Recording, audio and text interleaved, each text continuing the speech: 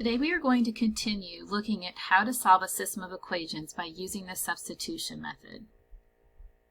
If you look at this example that's on your screen and I ask you to solve it by substitution, do you have any thoughts on how to begin? This system is a little bit different in that you're not given one of the variables all alone or isolated on one side of the equal sign. If you notice, if you look at the top equation, you have both the x and the y on the left side, and the bottom of the equation is also the same thing. So what we're going to do is we're going to use our algebra skills to try to rewrite our equation so that we can have one of the variables all alone on one side. What you want to do is you want to look for a variable that does not have a coefficient on it, which means there's no number in front of it, besides 1, of course. So looking at these two equations here, which variable do you think would be the easiest to get by itself? If you said the y, then in the top equation, then you are right, because there is no number in front of the y. So that will be the easiest in terms of our algebra work to get it by itself. So that's the very first step that we need to do. We need to get one of the variables all alone. So if I take this equation, negative 2x plus y equals negative 3, and I try to get y by itself, I'm going to add 2x to both sides, and this will give me y equals 2x minus 3. I'm going to put a box around it because we're going to come back to that later. So that tells me that the letter y is the same thing as 2x minus 3. Remember, we used the top equation to do that. So now what we're going to do is we're going to go into the bottom equation and we're going to replace the y with 2x minus 3. So my bottom equation is negative 6x plus 4y equals 4. We're going to take the y out here and put in 2x minus 3. So my new equation will be negative 6x plus 4. Now here, these are multiplied, so it's 4 times. I've got to put the next part in parentheses because it's not just times the first term, it's times this entire quantity, 2x minus 3. And then I have equals 4. So look what I did. We took the y out, we put in 2x minus 3. Now we need to use our algebra skills to simplify this. So I'm going to recopy my first term, and I'm going to distribute the 4 times each of the terms inside the parentheses. 4 times 2x is 8x, and 4 times the negative 3 is negative 12. And I'm going to recopy the equals 4. Now we combine some like terms, and we get a negative 6x and a positive 8x is 2x. So I have 2x minus 12 equals 4. If I add 12 to both sides, then I get 2x equals 16. And lastly, I'm going to divide by 2, and I'm kind of running out of room here, and I get x equals 8. So now I know when I go to write my ordered pair of where these two lines are crossing, the x coordinate is 8. We need to find the y coordinate. I think it's helpful if we go back to where we boxed in what y was equal to. So if you look right here in purple, I had y equals 2x minus 3. I think it's helpful if once you get a variable all by itself, you put a box around it, because then you can come back to it. So we're going to go back to the box. And now what we're going to do is we're going to take the x out and we're going to replace it with this value of 8. So I have y equals 2 times 8 minus 3, or y equals 16 minus 3, and 16 minus 3 is 13. So now I know my ordered pair is 8, 13. And I can check these values to make sure they work in both equations.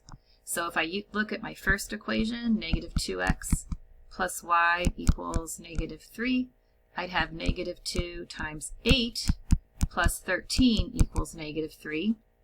Or negative 16 plus 13 is negative 3, and I know that checks because negative 16 plus 13 is a negative 3. Sorry, messed up there.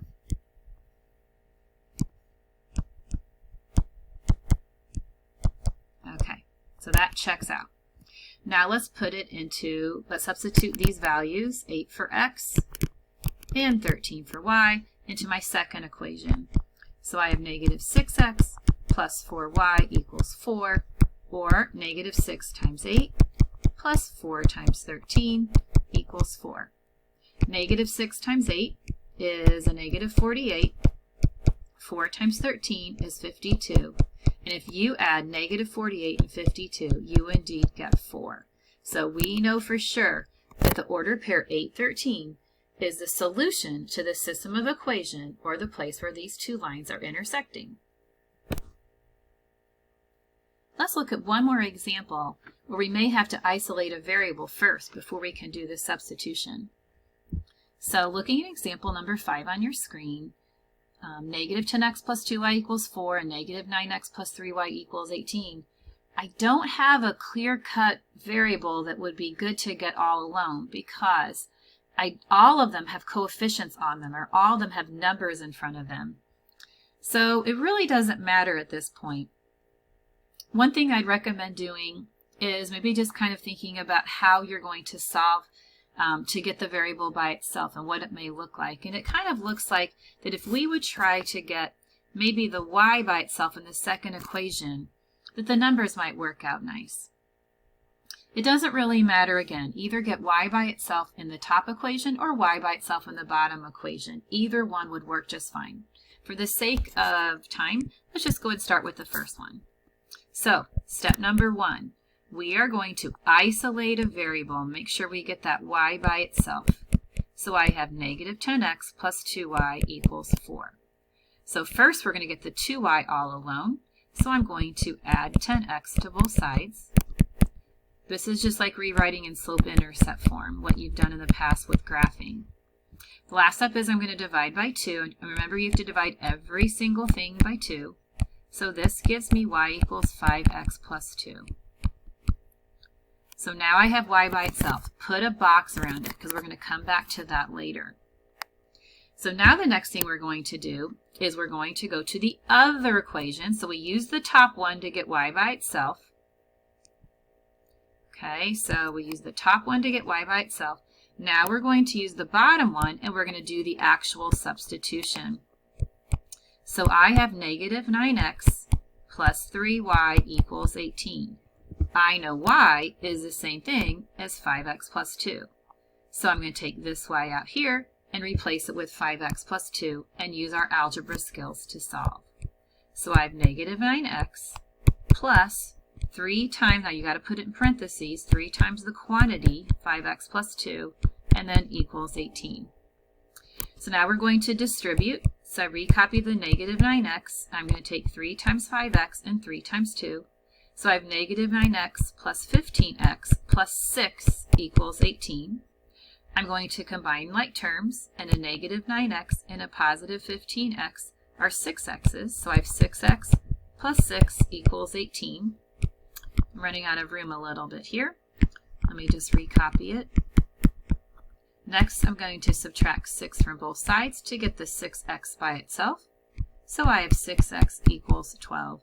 Lastly, I divide by 6 on both sides of my equation, and I get x equals 2. So 2 is going to be the first number in my ordered pair.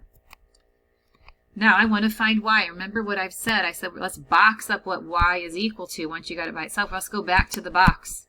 So if y is the same thing as 5x plus 2, then what I can do now is take the x out and put in 2 that I just discovered.